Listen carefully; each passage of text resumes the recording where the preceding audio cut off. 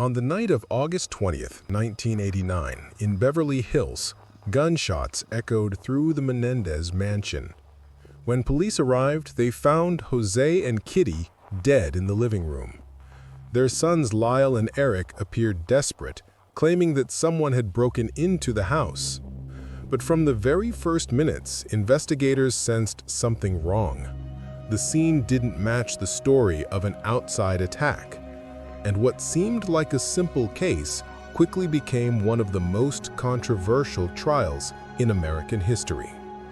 The Menendez family was wealthy, influential, and admired. Jose was a successful entertainment executive. Kitty, more reserved, handled the home. To the public, they were a perfect family. But later accounts, especially from the brothers themselves, described an environment filled with tension, fear, extreme pressure, and emotional violence. For some, these claims seemed exaggerated.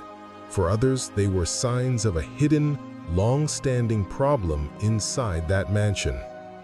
On the night of the crime, Jose and Kitty were watching television. Lyle and Eric had gone out and returned shortly after. Then they attacked their parents with firearms. The shots were multiple and devastating. After the attack, the brothers tried to act like victims. They disposed of evidence, left the house, and later called the police, claiming they had found their parents dead. But nothing at the scene supported the theory of a break-in. No forced entry, nothing stolen. Everything suggested an inside job.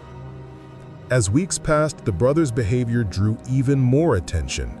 They began spending massive amounts of money on cars, clothes, and trips. Their lifestyle did not match that of two traumatized young men grieving their parents. Investigators closed in. The turning point came when Eric confessed the crime to his therapist. The recording of that confession reached authorities under legally controversial circumstances, but enough to shift the entire direction of the investigation. When the case became public, the country split. Prosecutors claimed the brothers acted out of greed, seeking immediate access to the inheritance.